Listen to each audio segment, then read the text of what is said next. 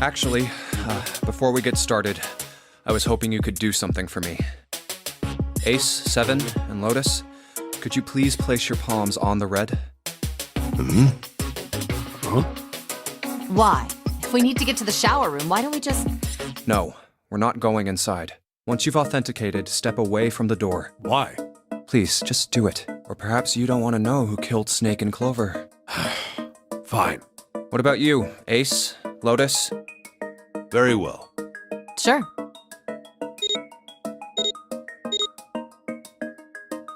I have this idea. I don't think this device responds to a hand placed on it. It instead reacts to a bracelet being brought close. You don't actually need a hand. I knew it.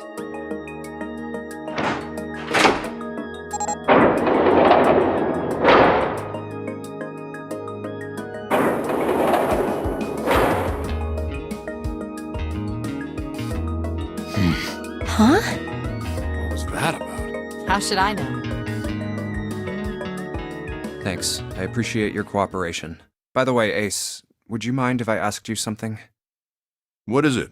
Do you know who I am? What?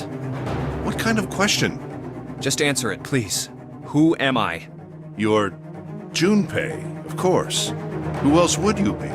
Unfortunately, that's the wrong answer. Actually, I'm Santa. What? The clothes I'm wearing, I borrowed from Junpei. And the clothes he's wearing are mine. We had a little swap. That's ridiculous. Impossible. So, you're saying I'm not Santa? Of course you are. Why? What makes you so sure I'm not Santa? If you were Santa, then door 3 wouldn't have opened for us just now.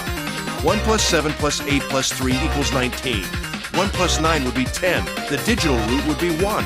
But the 4 of us just opened door 3. You can't possibly be Santa. Your bracelet number isn't 3. It's 5, right? You're exactly right. My bracelet number is 5. Sorry, Ace. I tricked you. Of course, I'm not really Santa. I'm Junpei. Who could possibly think I was? It's obvious I'm not. To think I was? Ridiculous.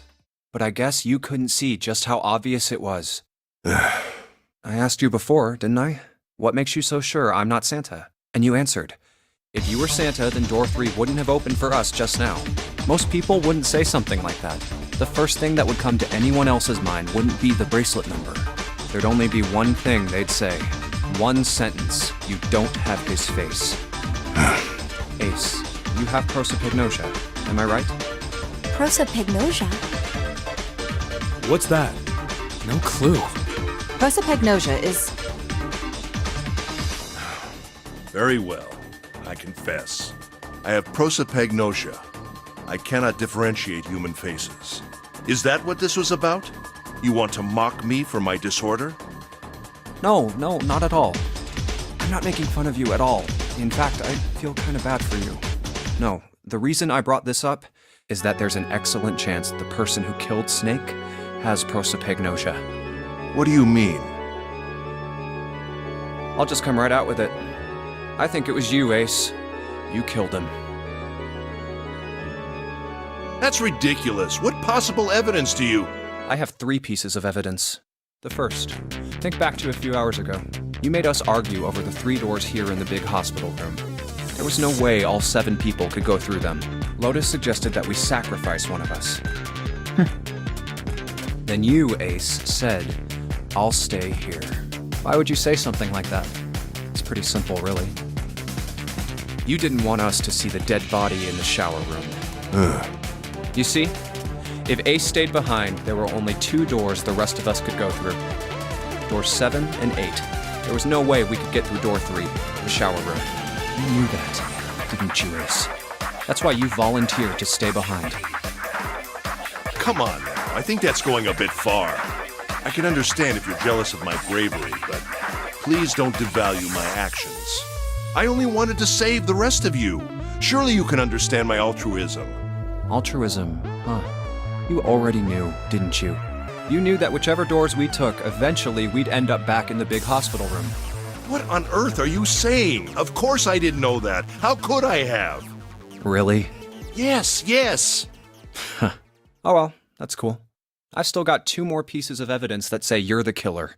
The second is that, as I said earlier, you have prosopagnosia. Then you mean to imply that a person who can't distinguish human faces must be a bad person? Junpei, they call that prejudice. No, I am not that stupid. Then why? Well, before I explain, I suppose there's something I should tell you. The corpse in the shower room. It's not Snake's. What? I didn't put it together right away, but there was something Clover told me. She said that Snake's left arm was prosthetic. He'd lost his real arm in an accident. But the body we saw in the shower room, let's call him Guy X. Guy X's left arm was definitely flesh and blood. In other words, Guy X couldn't possibly have been Snake. Oh God. No. That's impossible. Let's say, hypothetically, that the killer didn't have prosopagnosia. If that were the case, he would immediately realize that Guy X wasn't Snake. Even if the clothes were the same as Snake's, their faces would be completely different. It would have been obvious they were different people. And yet, they still killed him. Why? Why would they kill a stranger who'd only just shown up? On the other hand, if the killer did have prosopagnosia, it makes sense. They thought Guy X was Snake and killed him. Wait. Wait just a moment. Let's say you're right, and I mistook Guy X for Snake. Even if I did, I would have had no motive to kill him. Why would I want to kill Snake? I can think of at least 2 motives. 1, Snake knew about your past. If he ever revealed what he knew, that would have been really bad for you. You really didn't want that to happen. So to make sure Snake's mouth stayed shut, you killed him. 2, Snake had a grudge against you. You knew that, or at least you could have easily assumed he did. Even without exposing your identity, he was a threat to you. You never knew when you might be attacked. You couldn't ever let your guard down. Every moment was a moment he might try something. You didn't want that kind of danger hanging over you. So you... Hey, hold on a minute. What's the past that Ace wouldn't want us to know? Why did Snake have a grudge against him? Look at this. What's this piece of paper? The nonary game was played once before 9 years ago. The person with the number 2 bracelet attended the game 9 years ago. It was planned by the following 4 people. Cradle Pharmaceuticals CEO Gentaro Hongo. What is this? It's the message from Zero. It was in the safe in the first class cabin. Give me a break! That paper is a lie! Someone is trying to frame me! Me. You said me, right? Wouldn't that mean you're admitting you're Hongo, the CEO of Cradle Pharmaceuticals? Or am I mistaken? Very well.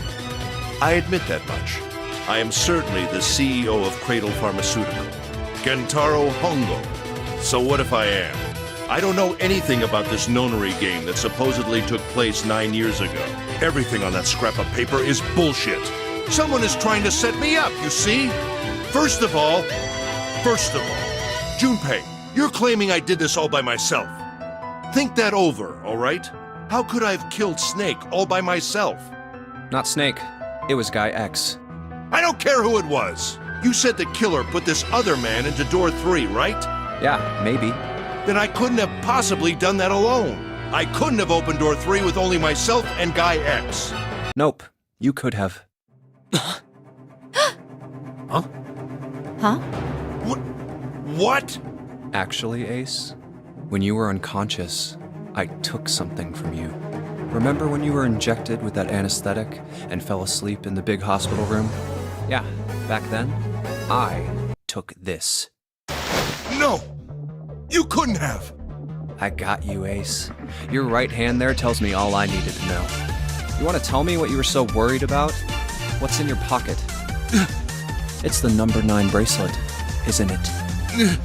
Ace, Guy X, and the 9th man's bracelet. That was all you needed to open door 3. That's how you killed Guy X all by yourself, Ace. All you needed was the number 9 bracelet in your chest pocket. If you want to play innocent, that's fine by me.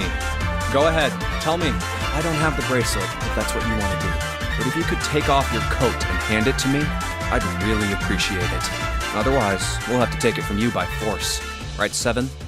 Yeah, it'd be my pleasure.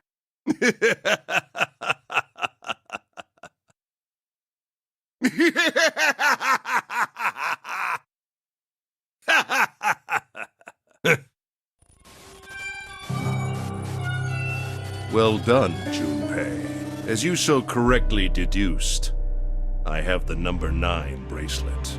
I retrieved it while we were searching for the missing hardware for the Red. I left the room I was supposed to search and headed to the first-class cabin on B-Deck. My purpose was to obtain the number 9 bracelet.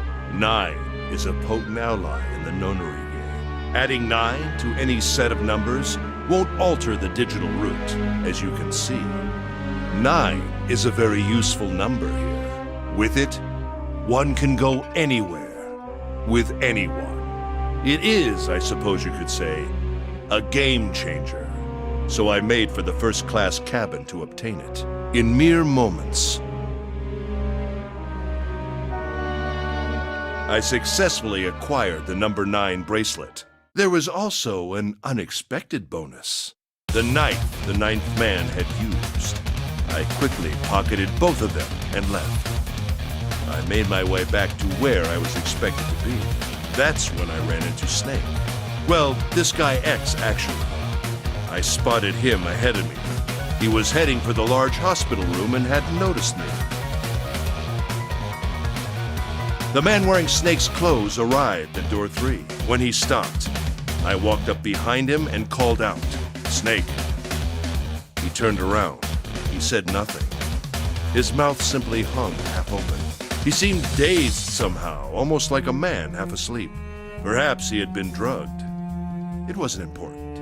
I tend to gloss over little things like that. I was certain that man was Snake. I knew Snake had taken part in the nonary game 9 years ago. Being blind, it made sense that he didn't recognize me immediately upon our first meeting. But why then hadn't Snake said anything to me later? Surely he hadn't forgotten what had happened to him in the nonary game. But not once did he attempt to confront me. Did his lack of sight prevent him from fully recognizing who I was? Or perhaps Snake had conspired with Zero to deceive me. Regardless, he was a threat, and it was better to deal with him sooner rather than later. I had to get rid of him before he took action. With quick thinking, my plan went into motion immediately. I held the number 9 bracelet over the Red. I waved my own bracelet in front of the Red, and then grabbed Snake's arm and shoved his hand against the scanner panel. The door opened. I threw the man through it. 9 seconds later, the door shut. 81 seconds passed.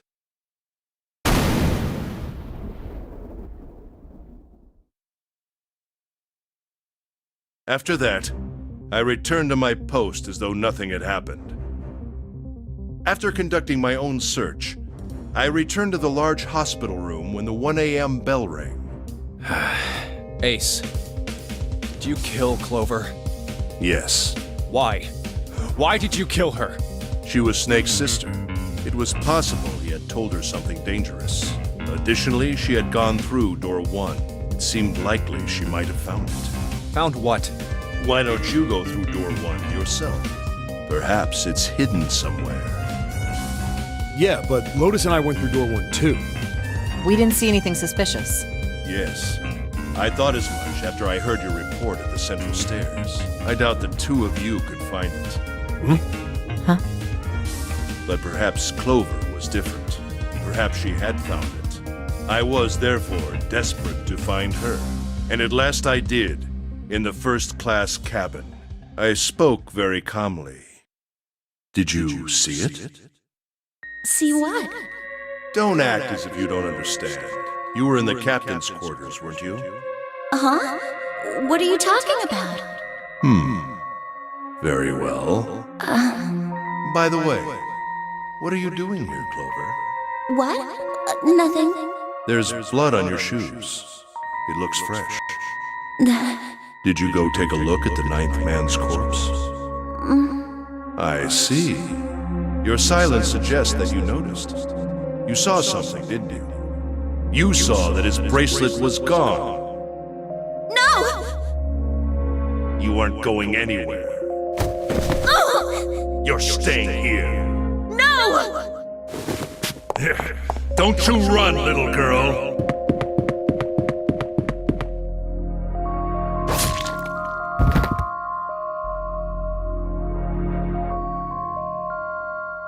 That was how I killed Clover. You son of a bitch!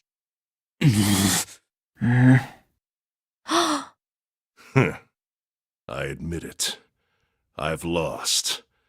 I have lost. Completely and utterly.